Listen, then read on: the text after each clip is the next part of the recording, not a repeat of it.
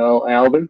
I'm the host. I'm the founder of the Jazz Confusion My Power name Hour. is Dion Parson, and I'm honored to share my passion of music with you, our listening audience, through my cultural heritage.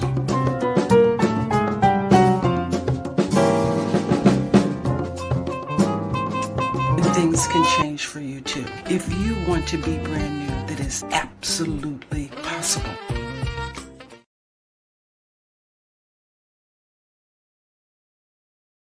Hello, everybody, and I want to welcome everybody to the Jazz Confusion Power Hour. I'm your host, Mel Albin, and again, just for those of you who are tuning in for the first time, the Power Hour is a show that is based on jazz and jazz crossover. And we bring some of the leading artists performing jazz and jazz crossover, jazz gospel, jazz country, jazz funk, jazz rock, anything that connects to jazz, we're interested in. And we've had a wonderful history of artists. We've had Annie Lennox, Billy Ocean, Brian Culbertson. We've had Eric Roberson. We've had Kamasi Washington. I mean, I can go on and on. We've had a very great list of artists. And tonight is no exception, all right? And I want to tell you a little bit about who our special guest is tonight. Tonight's guest was named a genius on the guitar by the Los Angeles Times. His guitar playing is stellar. That's according to Jazz World. Take your pick. He's a good picker by Jazz Weekly. One of the greatest treasures as a guitarist by the famous Najee. A guitar player's guitarist by Critical Blast, and a perfect blend of jazz, Latin, R&B, and funk from the Atlanta Daily World. Tonight's artist is a guitarist, composer, and producer. He has graced the stage and has recorded with people like Philip Bailey from Earth, Wind and Fire, Sheila E., Frank Stallone, the Alan Parsons Project, Bobby Womack, Carlos Santana, who did with Womack. It was called, I think, called Save the Children, if I remember correctly. The Gap Band, Lakeside, Dynasty, Little Anthony, Ronnie Laws, Kiko Matsui, Najee, Warren Hill, Bill Champion from Chicago, Ellis Hall from Tower of Power, and many others. I mean, I think you're going to enjoy the music and enjoy the person. So please welcome today to Aaron Blake. That's Blake Aaron. I said Aaron Blake. I'm sorry. I apologize, Blake. That's okay. You're not the first to get it backwards, but thank you for having me, Mel. I appreciate it. Wonderful. Glad you can make it. Yeah, absolutely. So, Blake, what I like to do, I like to start out by asking you, I do this with all the artists, to tell everybody what's cooking, what releases you have, what's coming up, what if you're going on tour, where might you be appearing. So I want to give everybody an overview about what to look forward to in 2024. Yeah, we got a lot of stuff happening in 2024. Well, first of all, the best news so far this year is just 2 days ago, the current single called "She's the One" went #1 on Billboard. We actually swept 4 charts. So Billboard, Media Base, Smooth Jazz Network, and Radiowave. So we're very happy about that, and we're going to be doing a lot of touring. I'm going to New York, where you're originally from, actually, next week. So I'll be I think I'll be staying in Brooklyn. I think you said you were from Brooklyn. Yeah. I'll be staying in Brooklyn, playing out there, and I'm going to be going to Houston and then out to Europe for a while. First time playing in London. So we got a lot of touring coming up. I have a lot of artists that I'm producing, new and talented artists this year. We are working on a Christmas album for this Christmas, just releasing the brand new CD called Love and Rhythm. I just got those sent to me in the shipping.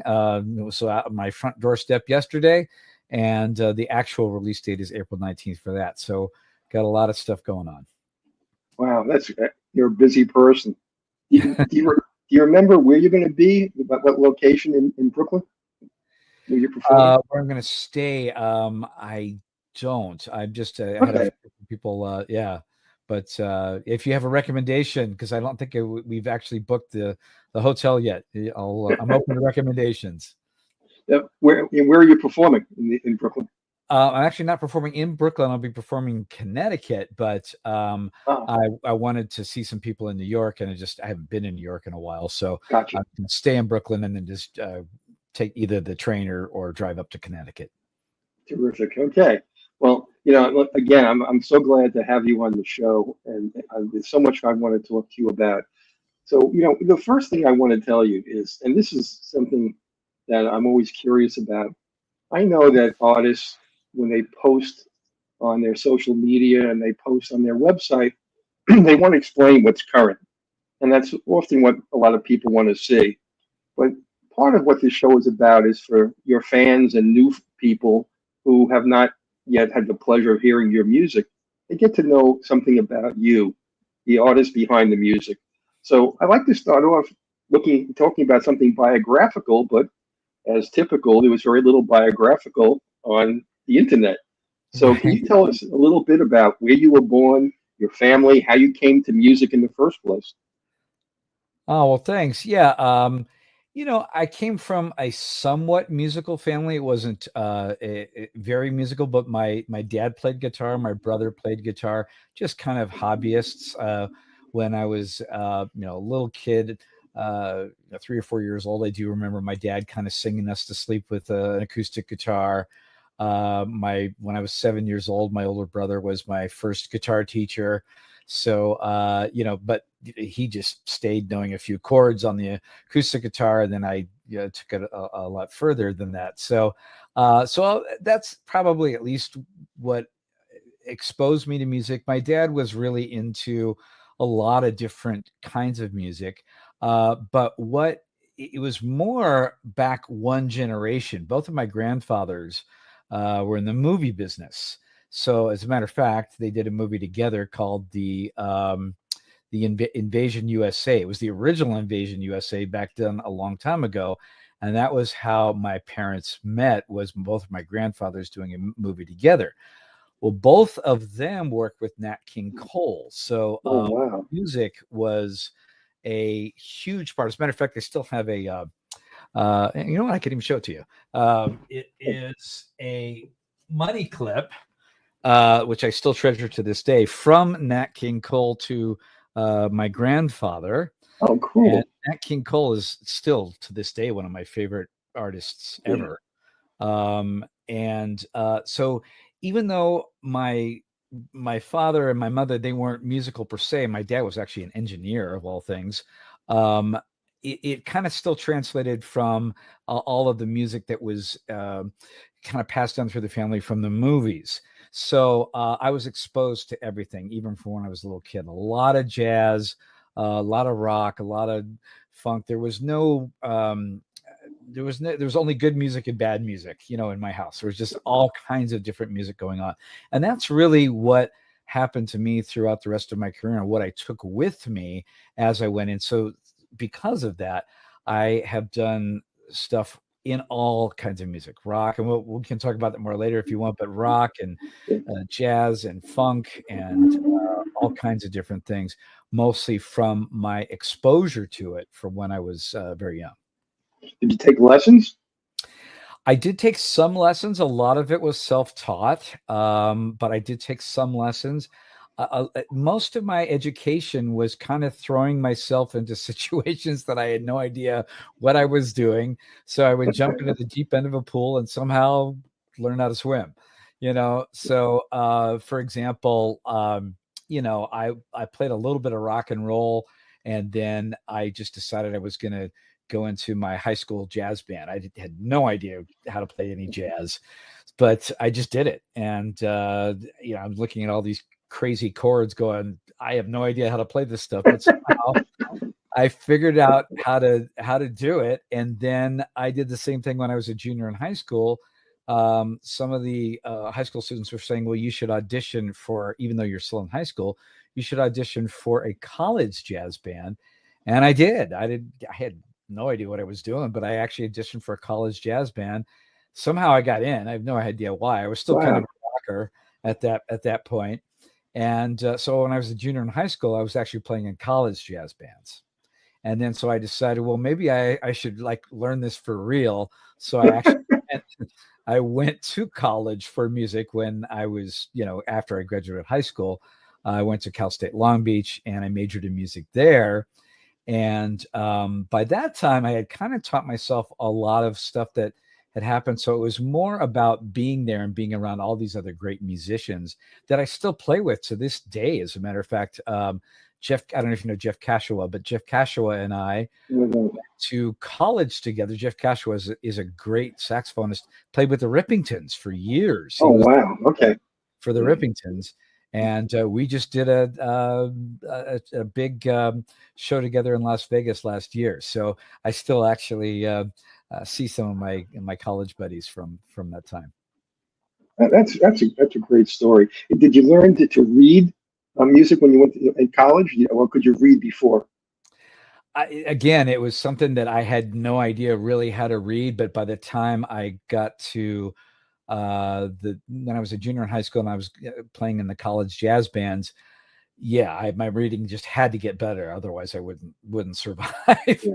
So it was pretty much trial by fire, on all this stuff. And that's pretty much the story of my life. The same thing after I graduated college. And then I got into all these, it was really just by chance, got into all these funk bands. And, I was kind of I was like the only white guy in these bands. And, there's a certain sound to that I mean, for some reason, I could play lead pretty well, but my rhythm was not, at that time, you had to really have it in the pocket for the rhythm. Some of those rhythm guys are just so good. And at that time, I didn't know how to do it. And yet they were pretty patient with me and just said, man, you got to listen to some of this stuff and listen to these rhythm players. And I did. And by the time I ended up playing with, the Gap Band and the Funkadelics and Bobby Womack and all this stuff, it forced me to become like a really good funk and rhythm player. I followed your career quite a bit, and you're really known as a stylist. That's why you get such rave reviews on your guitar work. Who did you try to emulate? Anybody? Oh yeah, lots of people. So when I was a kid, I started as a rocker, as you can probably tell. So I was really into like all those classic rock bands like Zeppelin and Aerosmith and Queen and Journey and Van Halen and all that stuff. I was really into those guys.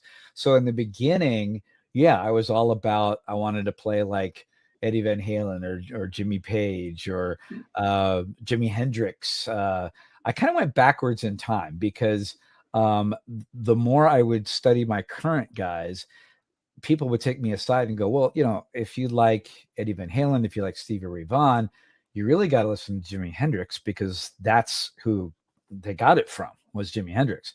And I went, really? At that time, I didn't know anything. I was like, I had never heard of Jimi Hendrix because he was before my time.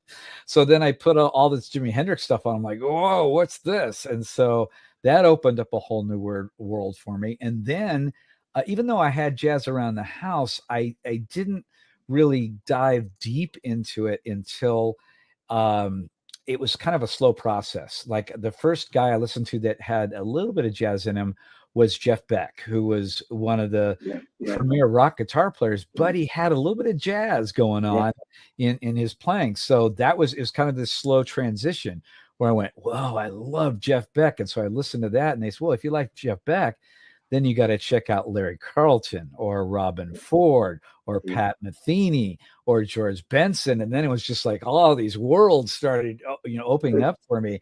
And then they're like, well, if you like those guys, they all got it from Wes Montgomery, and I'm like, who's Wes Montgomery? So then, I had to check him out. So it was like this backwards in time thing. And it's like, well, it's not just Wes Montgomery. There's Charlie Parker, there's John Coltrane, there's Miles Davis. I mean, you get, and then again, more worlds just open. You mean there's like horn players doing all this stuff too? So, I mean, that was kind of my education, was kind of starting in the current rock world and going back in time and having all these worlds open up for me. And that was kind of my education. it's interesting because the etiology of music, who to who and who do they teach, and how it comes forward. You get to people like Bruno Mars, for example, who samples so much from the 50s, 60s, Oh yeah. 70s, Yeah. and people that really understand the roots of the music have such an advantage over other people because they just have a wider repertoire of instrumentation, Right. and it's just it's there's no replacing the history, and Right. understanding where it all came from. The best guys have always very admittedly said, you know what, I owe my whole career and playing to these few guys. And I can say that too. I mean, I owe who I am to uh, I'm sure I'm forgetting some people, but definitely, Jeff Beck and Hendrix and George Benson and Metheny's a huge one for me. And Wes Montgomery and horn players too, Miles Davis and Coltrane I'm and sure Alan Parsons was in there too.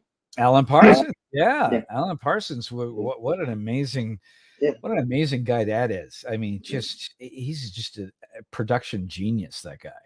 Yeah, yeah, it's totally amazing.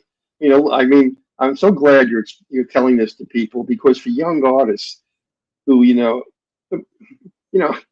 don't want to get into a political kind of conversation with you tonight Sure. about this, but a lot of the contemporary urban music, it's all looping. There's no instrumentation. Right. To me, it's boring. But Sure. and that's just me. I'm not saying the music is bad. I'm just talking about me. But the richness and having a string section, a horn section, and having a percussion section that's more than just drums, and and orchestration is just, to me, it's what music is about, and jazz adds improvisation to all of that. Yeah, it Yeah. does. And what more so than rock or country or it's so improvisational, which makes it just such a unique form of music. Yeah, We're going to absolutely. talk a little bit about this because we're going to talk about smooth jazz and some of the evolution from straight ahead jazz to smooth jazz. We'll get to that too. But I'm glad people are getting to hear young musicians how important knowing the roots of music really is to become a better musician. Absolutely. That's what I teach So, my students in the classroom in college, or my private students, or whatever. It's sometimes when kids are first learning, one of their first concerns is, and they've expressed this to me, is that, well, but I don't want to just copy people. I want to be me, right? And it's like, you can be you, but you can't learn in a vacuum. You have to, it's like, don't worry, the you part of it will come. So because no one is going to have the exact same combination of players that they like as you do, and no one's going to digest that information, if you will, the same way. So no one is going to I've transcribed so many solos from the people that I admire, but no one is going to digest a Hendrix solo and a Wes Montgomery solo and a Eddie Van Halen solo and a Charlie Parker solo in the same way and put them all together and go, if they can do this, I can do that, and take the next step, and then it will come out, that person. I think it was Miles Davis that said, when you look at a song and you see notes, the notes that don't tell you anything about the music. It's how loud you play it, how long you hold it. Absolutely. I mean, he said and that's what makes you, as opposed to anybody else. You're looking at the same music. It's the space in between the notes. Yeah, exactly. It's, Or I forgot who said it. I think it was it Philly Joe Jones who said, everything you need to know about music, everything you need to learn about music is in your living room. And what he meant by that was, back in that day, everyone had an actual record collection in their living room. Yeah. And the way that those guys learned, a lot of those guys, they didn't go to school. They actually had record albums that they would sit down and transcribe it. They would write it down, or they would just figure out, what is this guy doing?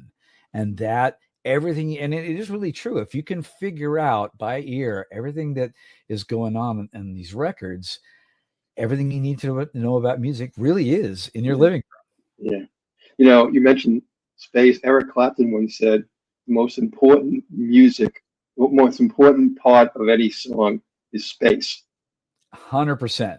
Yeah. 100%. And it's knowing when not to play. 100%. Yep. Yeah. Yeah. And this is why I wanted to have you on, because, I just want viewers and musicians that are tuning in to really start to understand, the breadth and depth, the experience and time.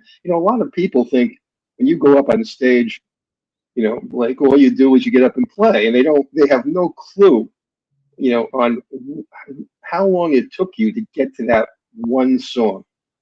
What you had to do and prepare and go through, just for that one song. You're not just getting up and playing. It's not how it works. Right.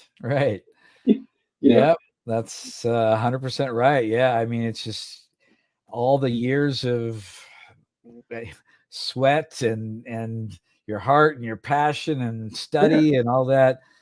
Hopefully that's my goal, for it to come out in my music, so I think that's, to me, that's success. If you can represent your music and in that, all the passion, all the work, all the sweat, all your experiences that you went through in life, if you can have that come out through your music, if that can be evident through your music, and in a somewhat commercial way that is accessible to people, then that's it. That's success. That brings me, when you talk about commercial, it brings me to the next topic I wanted to talk about: how you got to smooth jazz. Right. And I know you don't like being typecast just as a smooth jazz musician, and you've entered funk and R&B. To me, smooth jazz is kind of pop and R&B blended together, and I'm not so sure where its jazz roots are anymore. But I wanted to talk to you about that. How did you come to smooth jazz, and how have you evolved as a musician within that genre, if you can call it a genre? Sure. I mean, we kind of prefer to call it contemporary jazz, because smooth has kind of become a kind of a dirty word. And, I mean, it basically is exactly what. But by the way, they used to call it fusion. I don't know if you remember that, but they used to call it fusion, where it was literally rock and jazz fused together. Yes. So, back in one of the first examples of that is Miles Davis with Bitches Brew. That was one of the first fusion albums ever. And it's really, by the way, Miles, not to get too sidetracked, but Miles Davis really kind of started a few genres. He started the whole cool jazz era. He started the whole fusion era. He started the whole, you could say he had a lot to do with starting the whole bebop era. I was just going to say that too. Yeah. And another person who fits in here is Grover Washington Jr. Absolutely. He was one of the fathers of what you might call smooth jazz. Yeah.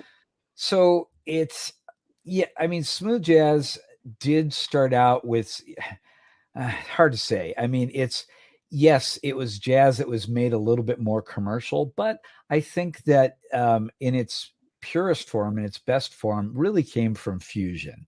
And in a way that fusion started out with being a melting of jazz and rock, but then smooth jazz is a little bit more R&B based, where a lot of us who've played R&B and funk over the years, and who love playing R&B and funk like me, and who also love playing jazz, that is the perfect way to combine the two. So we still have, I know what you're saying as far as, boy, is there any of that jazz still left in, and the way I would say that, yes, there is some elements of jazz left is in some of the chord progressions and the improvisation. There's not as much room for improvisation as there was in, say, Miles Davis's day. You listen to Kind of Blue, And 80% of that album is improvisation, whereas in smooth jazz, it's more like 20-25% is improvisation. But there is one of the guys that really made me understand that doesn't necessarily have to be a bad thing is Pat Metheny. Because if you listen to Pat Metheny's stuff, he does a ton with just the melody before he even starts to solo. It's like you're watching a movie. So it's like I realized it doesn't always have to be like it was in the 50s and the 60s and the 70s, where you play the head or the melody of a song for 2 minutes and then you blow a solo for 20 minutes. It doesn't have to be that. It can be like Metheny did it, where you actually grow this whole movie, if you will, in a song, and then you take a solo. So I tried to learn a little bit from that and go, okay, how can I do this in smooth jazz where I'm actually developing a composition, almost like I do actually try to picture my music visually like a movie, and then try to and then of course incorporate as much improvisation as I can. So you're right, there's not as much of that as there used to be, but some of that element is still there, thank goodness. And that's what I appreciate, that is still there. Some of my friends, Curtis Harmon and James Lloyd from Pieces of a Dream. Curtis has been on, and we've had this discussion also. And they've always been very funky, and they came on board with Grover Washington. He took them when they were in high school on tour, So they represent that fusion period a lot in their music. So you can find the improvisation, you can find a lot of that funk and a lot of that rock within the context of their smooth jazz, and there is a lot of improvisation. So I think it varies, like you said, when you look at Metheny, you look at from artist to artist, there's going to be so many interpretations of what the word smooth really is anymore. Sure. Yeah. We have somebody who's looking in and enjoying your commentary. Eloise Rachel, thank you. She said, great show. Oh, hi, Eloise. So, well, look, what I'd like to do now is to turn to talk a little bit about the successes you've had. Given the fact that you're so multi-genre, you've had quite a number of top 1 and top 10 Billboard immediate-based hits. You want to talk a little bit about those for everybody and let them know some of the accomplishments that you've had, and on charting on Billboard and charting other places. Oh, sure. Thanks.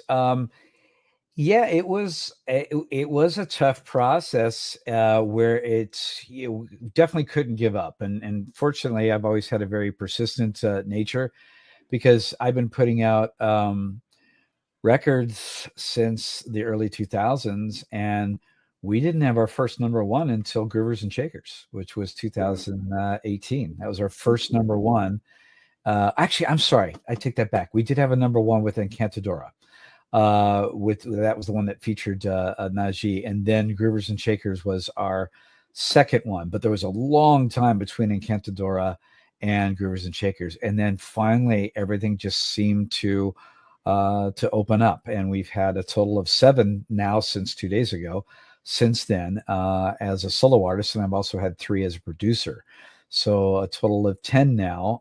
So after Groovers and Shakers, we had I think the next one was Fall for You, and that's still my most successful song to date. That has 6, I love that. Oh, thanks. 6 million streams on Spotify, and for some reason that is just the one that really resonates with people. And you just never know what's going to resonate with people, and what's we've had great success with a lot of them, but there's something special about Fall for You that seems to resonate with people. And then we had Sunday Strut, that was with Najee as well. That went number one. Dreamland went number one. Our latest one is She's the One, that went number one. Oh, and then I did Feel So Right with Greg Manning, and that went number one as well. Well, let's start off with one of your songs for everybody if they can hear it. So let's start off with She's the One. Why don't you tell everybody a little bit about the background, and then we'll play that one first. She's the One actually was something I heard a groove from my friend Adam Hawley. It was just like a chorus groove with no melody or anything. And that apparently that he did with Carnell Harrell, which is a great keyboard player I work with all the time. Yes. And there's just something. There's been a few songs, and you're asking me before about how I write songs. Yeah. Most of my songs are melody first, but sometimes it goes the other way around. Sometimes I'll just hear a progression and I'll write something. That happened with Groovers and Shakers. Darren Rahn sent me like this really cool groove, and it immediately inspired me. I wrote the melody for Groovers and Shakers and the other sections literally in 10 minutes. And that's the same thing that happened with She's the One. As soon as I heard that, I sat down and I just thought of that chorus melody, and it just came to me instantly. And then I wrote the other sections. And after I wrote it, I called Adam up and said, I hope you don't mind, but I took this groove and I wrote a song, and let's do it together. And he loved that idea. And here it is. She's the One. Well, this is a wonderful track, and congratulations on another number one. Well, thank you. You know, I mean, the hits keep coming. Yeah, fortunately, yes, and hopefully they won't stop anytime soon. Wonderful. Okay, this is Blake Aaron. She's the One.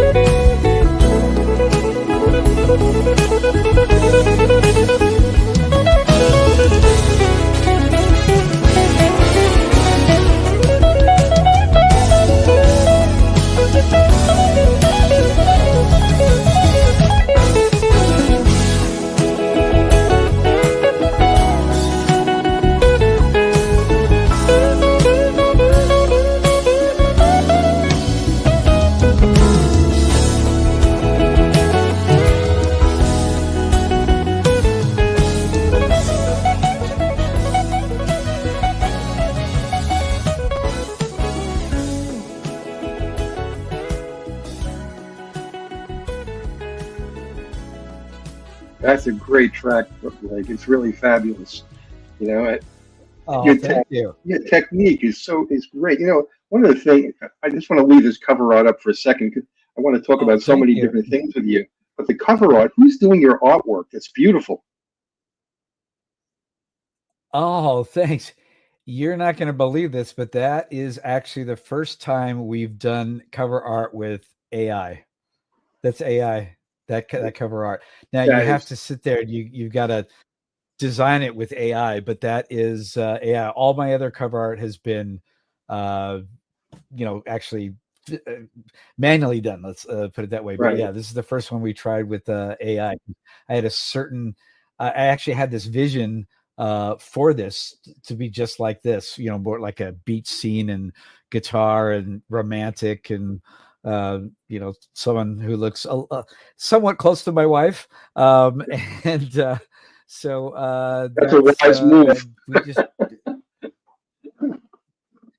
manipulated that in AI.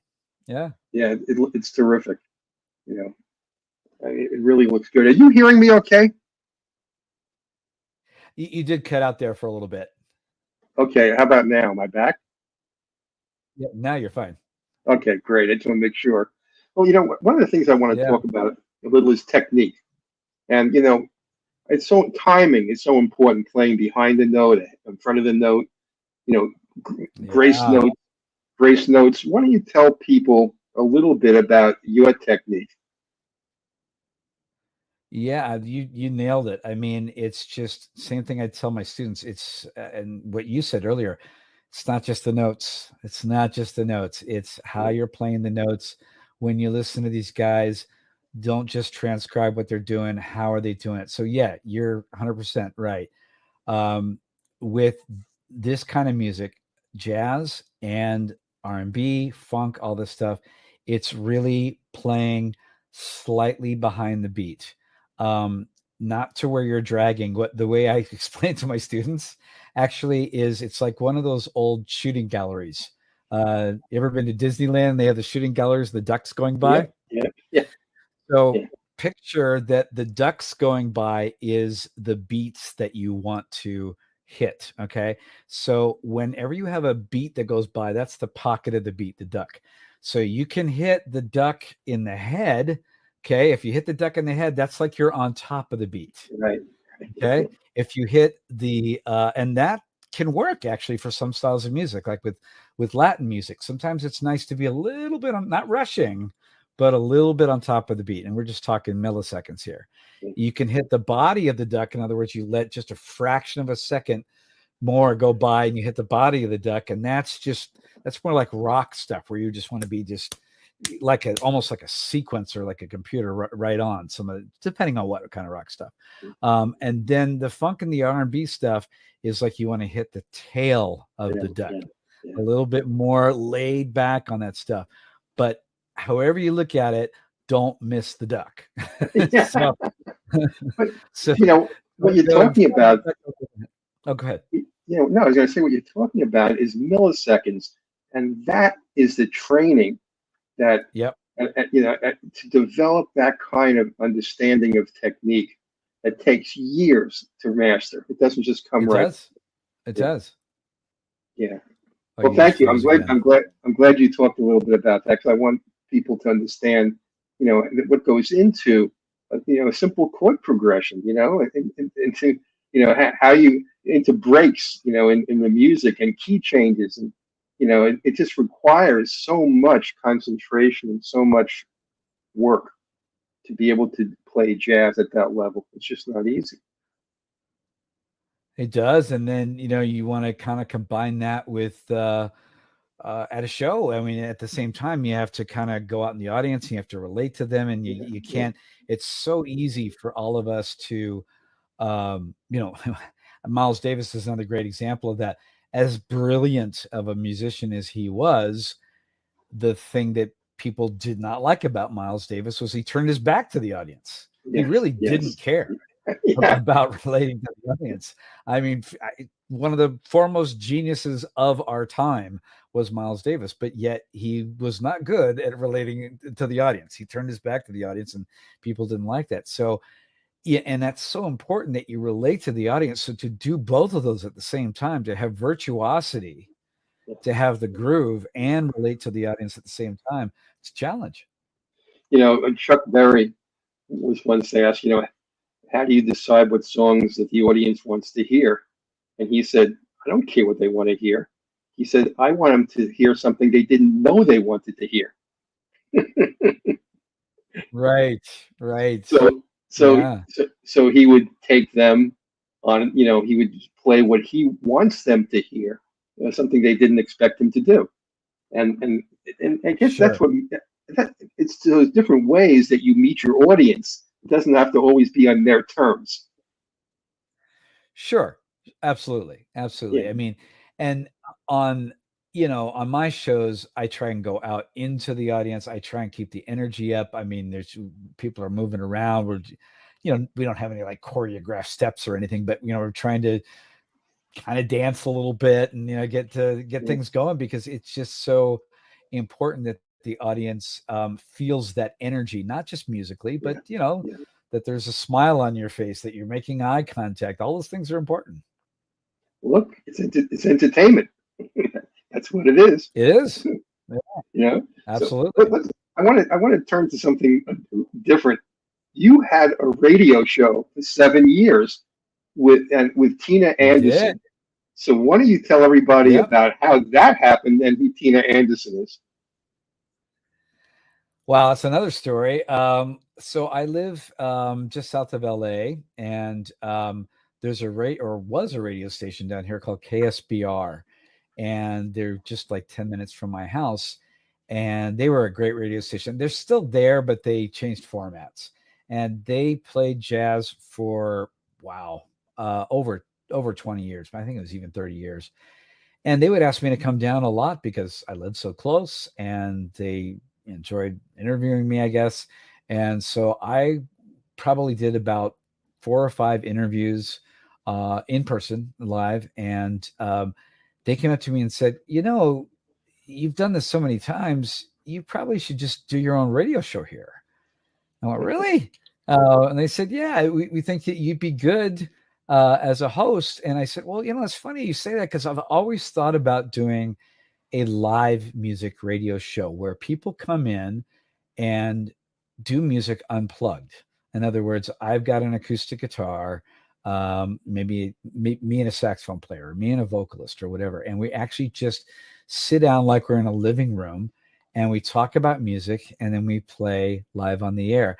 And there's just something, a little different when it's musician to musician, asking about, what's happening behind the scenes kind of thing. So I tried that, and it seemed to work really well. And then we had so many, just like you, we had so many different guests, and not just jazz guests. We had Kenny Loggins on the show. We had John Anderson from Yes. We had, Boney James and Peter White and Brian Culbertson and Keiko Matsui and oh boy, you name it. We had just about everyone on the show, and they all came in and played live music, just unplugged, just 2 or 3 instruments. One time we even had the whole band from Hiroshima in there, but Jun Moto had everything was just acoustic, and playing sax, and the drummer was on a cajon, and it was great. It was great. We always did live music, and that was syndicated for a while. We were in London as well. We were in Europe. We were all over the country for a while. But after a while, it was just, it was kind of taking up so much time that it was preventing me from doing what I wanted to do in my own career. So after a while, as much as I loved it, I kind of had to let it go. Yeah, the only thing I still am curious about is, who was your co-host, Tina Anderson? How did you meet her? Oh, Tina. Tina. Yeah, I'm sorry. So what they said is, the radio station was actually out of a college called Saddleback College down here, and they said, but you have to take a radio class. We don't let anybody do a radio show here that doesn't have some kind of education in radio. So I said, okay. So I actually went to college for radio and learned about radio and learned about, whatever, how they marketed and the whole thing about radio. And Tina was my professor. So she was my first professor, and then Terry Waddell, who ran the station, was my second professor. And so, she found out that I was doing the show, and I said, "You want to come down and be my guest?" And she ended up being my co-host after that, and a good friend as well. But That's she was fabulous. my first professor, and she actually dropped me on the first. She didn't know. She dropped me on the first class meeting. And I'm trying to remember why. I think I was at a show or something. I wasn't able to come to the first class, and so I got this notice saying Tina Anderson dropped you from your radio class. And I still give her a hard time about that. That I had to actually petition to get back into the class. So, well, you got even. You made her work with you. That's right. Exactly. Right. Now you're stuck being my co-host. Exactly. Right. Look, as long as we're talking about transitions into radio, let's talk about another transition. All right, TV. Let's talk about television. TV. And I guess Mad TV was your first gig. No, actually, No? no. That was probably third or fourth. Oh, boy, that's another story. I just seem to just run into stuff in my life and that I'm never prepared for, and it just kind of happens. So back a while ago, there was this thing called Musicians Contact Service, and you would, the internet was there, but still, it was people going in.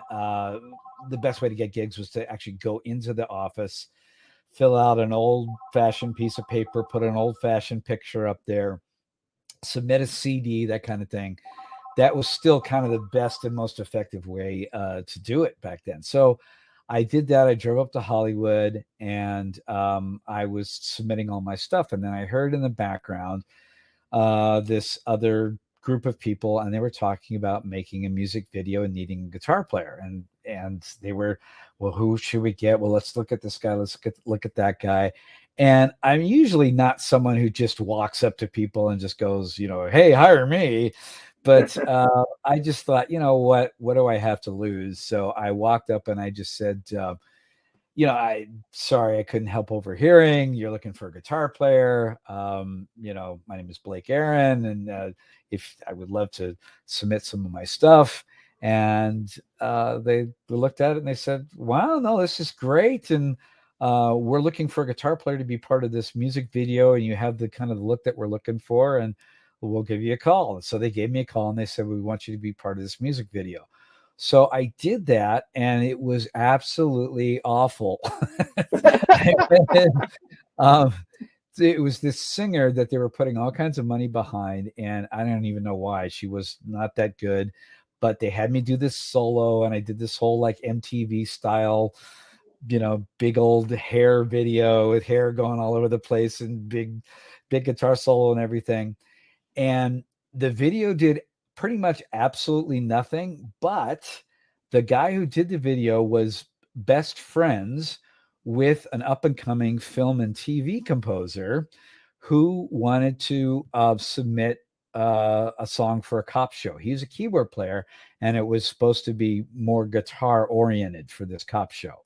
And so he said, I don't have a guitar player to work with. So he's, we just did a video with this guy, and he was great. So this guy called me up. His name was Greg O'Connor. And he said, you don't know me, but I got your name. I don't even remember who the referring guy was anymore, his name. And would you like to come over and we can write the theme for a cop show together? Wow. Sure. Why not? So I came over. We wrote a song together. And what's funny is it didn't get picked up by the cop show, but we got picked up by a show later on. So it never flew. But then, you think, okay, well, that's the end of the road for that one. He ended up getting the gig for a show called the Ben Stiller Show. Right.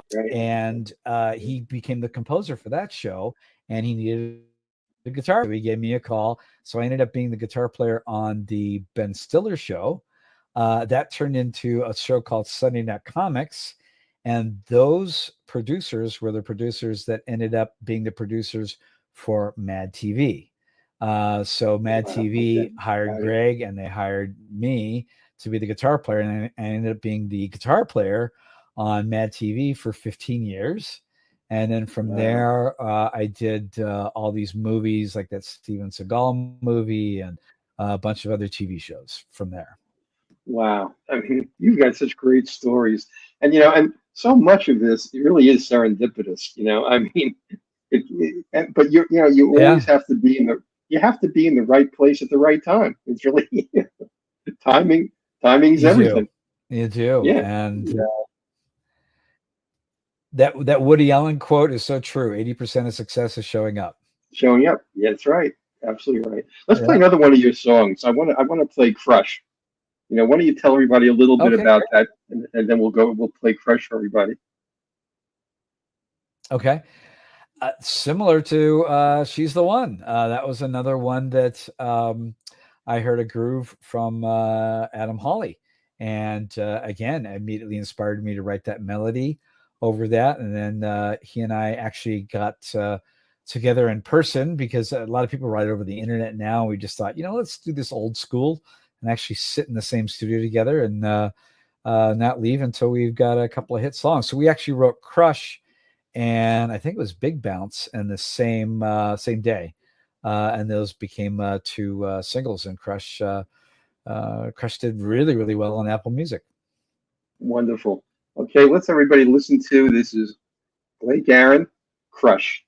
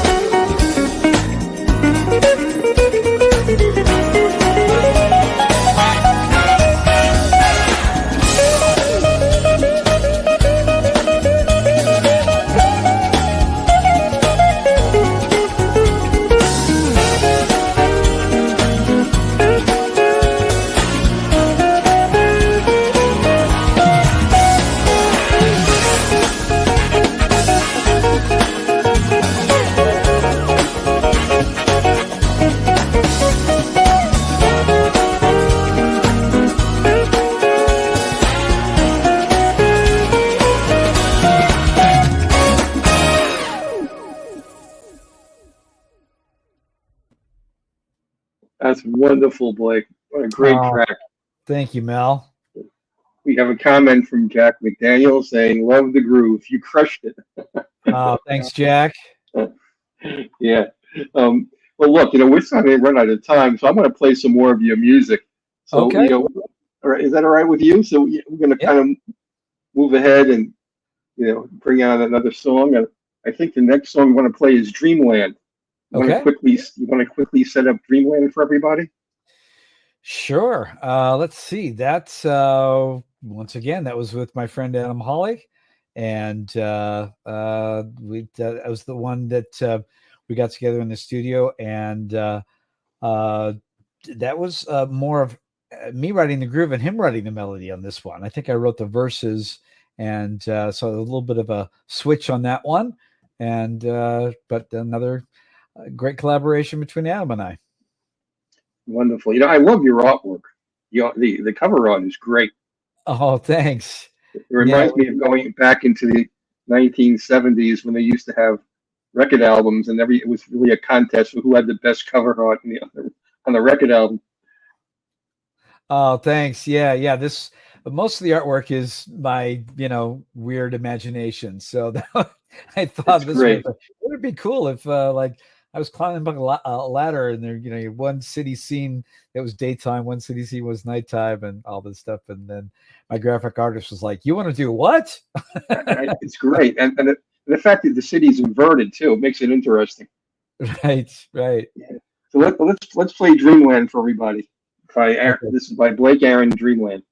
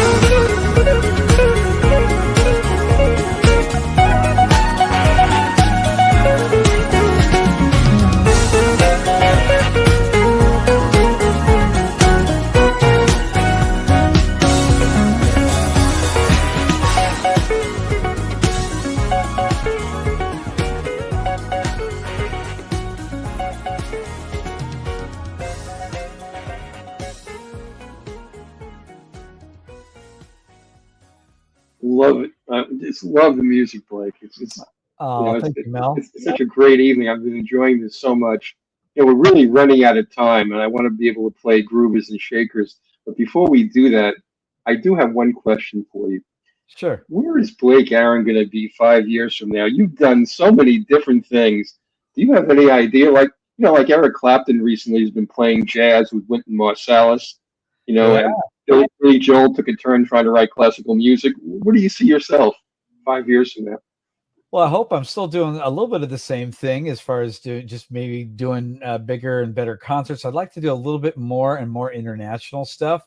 I am going to be going to Europe this year playing Pizza Express. I'm going to Amsterdam, but I would like to expand that.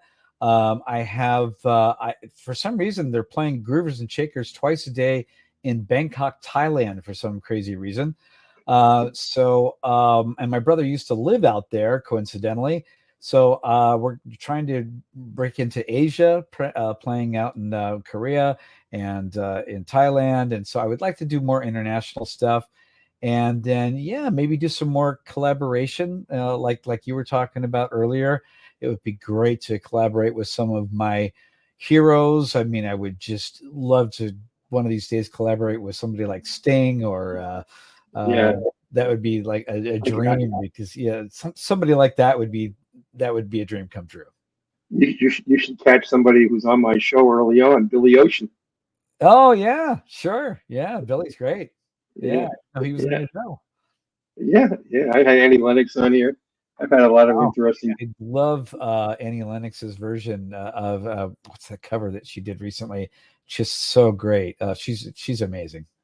Yeah, she did a song that was almost Baroque called "Cold." Have you ever heard "Cold"? I have. It is just unbelievable. Yes. And I've had on too Macy Gray and she's amazing. Yeah. These are people that can take a song and do things with it you'd never expect. Right. And so it makes them so unique. Okay, tell me a little bit about Groovers and Shakers and another similar story. I was actually at that time trying to work with Darren Rahn for a long, long time. Really loved his playing and heard a lot of great things about him. And we never were able to quite get our schedules together. And so finally, he just sent me this track out of the blue. It was right before July 4th, and my family was ready to go out to the beach. And out of the blue, I got this track. And when I say a track, it means it's just kind of a groove with a drum beat and some chords, no melody or anything. And he said, "What do you think of this?" And I wasn't expecting him to say that. "Oh, this is great. I get a chance to work with Darren Rahn." And again, I heard this, and it was one of those songs I wrote.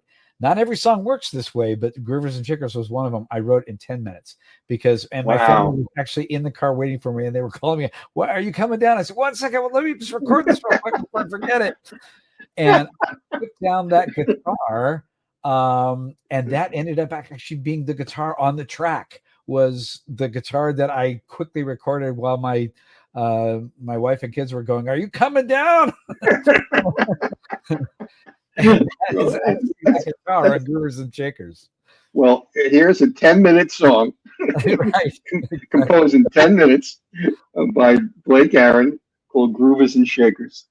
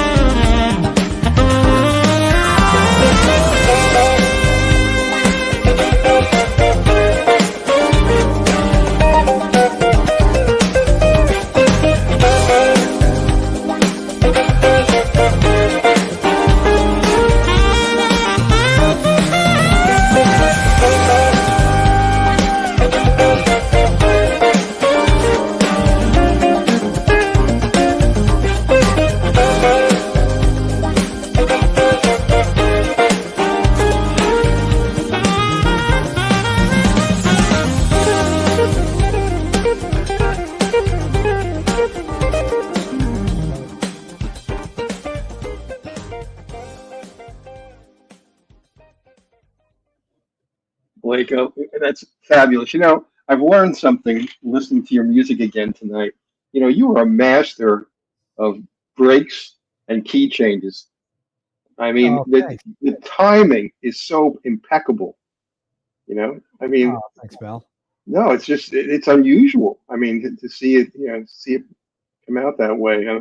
Look, this has been wonderful. There's so much more I want to share with everybody about you, but we're out of time, and I hope you'll come back in the future and Sure. spend more time with us again. Absolutely.